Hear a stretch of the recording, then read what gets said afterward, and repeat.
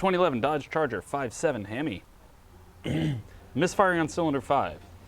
Our current diagnosis already, or the diagnostics that we've done already, was we checked for misfire. We swapped coil and plugs between 5 and 7, and still have a misfire on 5 under acceleration. So we are currently concerned that there is a valve train issue, and so we're going to take off the valve cover and find out. So here will be a little process on how to take the valve cover off. Good Lord, that was difficult.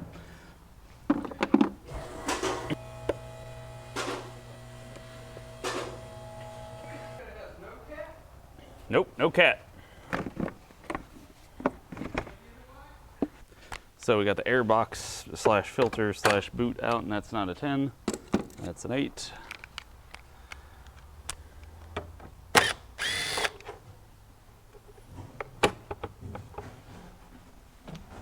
It'll just be easier with this box moved out the way. So you just do that, and then you pull up on it, and then you find what rubber boots have stayed. So we've gotten the air box and the snorkel and stuff out of the way. So now we're going to go ahead and pull off all the coils, unhook all the plugs, or all the coils, unplug all the coils, and then move this wire harness back some. Then we're going to get the valve cover off.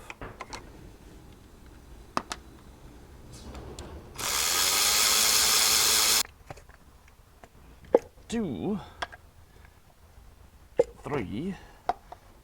Triple checking. So this is 1, 3, 5, 7. I was just like, wait, let's make sure that we had the right side before we get too keyed up. Granted, I double checked that like 3 times before, but you can never check too many times. So now that we got all the coils out, we got the harness moved out of the way enough that we should be able to get it out. Gotta get this one off, which I'm going to have to use something else.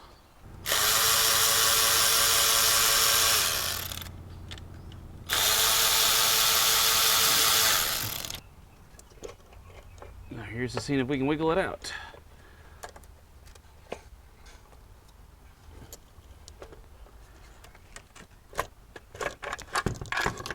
Yeah, nice. There you go.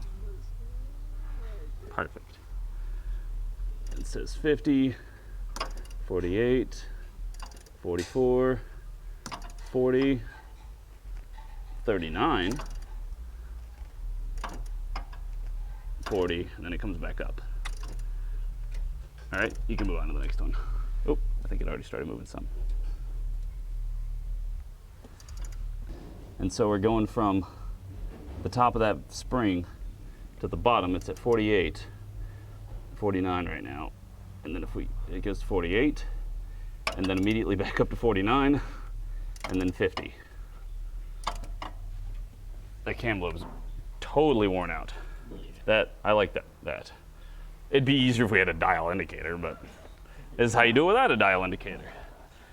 And if you wanted to do this yourself, this is a simple Pittsburgh $12 caliper, digital caliper. So that's fantastic. We have successfully diagnosed that this has a worn out cam lobe on the camshaft. What is the repair for that? I don't know. I think it's replacing the engine. It could be putting metal into the engine.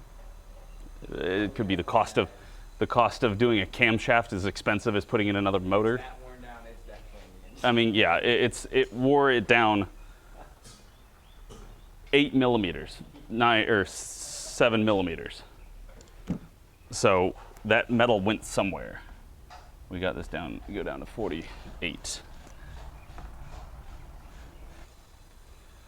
So if it was the cam lobe, or if it was the lifter instead of the cam lobe, when the valve was seated and the spring was all the way at the top,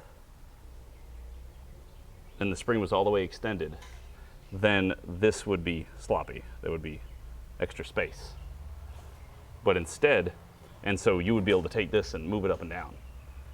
But with the cam all the way extended, we got no play. Okay? Which means that this space is all the way on the camshaft. It's touching. But the problem is, this has turned into this. Make sense? That explain it to everybody? So we have 50 millimeters at the top end, 41, 41, 48, 42. So this one might be its next one out. I hope that helps you guys diagnose it. To just run through the whole thing real quick, if you're trying to diagnose it on the fly, or you're trying to do it with minimal invasive surgery as possible, we started with pulling out the swapping coils. That didn't change anything, so we swapped plugs and coils. So we had 5 and 7, and we moved the plugs from 5 to 7, and vice versa. And nothing changed. It was on about 2,000 or 3,000 RPMs acceleration, or just revving it, and it would just misfire, and it would misfire, and but it would idle okay. It would idle okay, because it lifted just enough that it could get a little fuel through there and a little this. But when it demands more fuel and it won't open the valve all the way, it won't work. So once that happened, then I was listening to it as well, and there was a little bit of a tone difference. I don't really know how to explain it. It's just like you listen to one, you rev it to about 4,000, then you listen to the other and you rev it to about 4,000, and you're like, something's different. I can't quite nail down what it is, but something's different. Anyway, then we just took off the valve cover, got us a $12 dial caliper. I pulled out all the plugs one of each plug, because there's 2 plugs per cylinder, and then we just took this end, and as you saw, we measured from where the top of the spring, just pick a flat spot that you can consistently hit on each one, and then to the flat spot on the bottom where you can consistently hit each one. And when you measure that, we got these measurements. And so this is what it came out to. I don't know, I wrote those down. I was thinking I was gonna draw them up there, but I didn't. So the top part was that, bottom part was there, where it reached the bottom of the turn. So I was just discussing with the chat about what could you do to diagnose this faster with less stuff coming off. I think by and large, the literal measuring of it is the best way to get a surefire diagnosis. But I think you could also do an alternate method, which is you could put a leak down tester on it, get it before you should be opening up the intake, probably after the exhaust shutting. Once you start coming up onto the intake stroke, listen for it, have the leak down tester in there. It should go from exhaust to hopefully intake's opening, and then you can hear it hissing through the intake, and then crank it around until you stop hearing it through the intake, and then compare it to a different cylinder, like another one that's further away, and see if it's, oh, I go this far on the crank turn versus on the other one I go this far until it shuts. I think that would be reasonable. I think you can make a pretty decent assumption that you could probably use that to justify, let's go in further if you wanted to do it that way. I don't know if that's necessarily a ton faster, but that's the only other thing I could think of. So yeah, I have quite enjoyed this diagnosis. I hope to do more in the future. So thank you for watching very much. I hope this helps. I'll put all those numbers in the description, so that way you can just quickly reference them if you want to. These are just what I've found. They might not be spec or anything like that, but I just found that from where it's sitting at the top should be about 50 millimeters from where I was measuring, 50 to 41. So you should have a 9 millimeter difference from top to bottom. So if you're trying to diagnose this and you don't have a reference for that, then hopefully this will help. You should have something more than 2.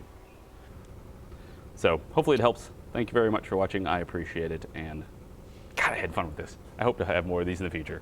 Bye.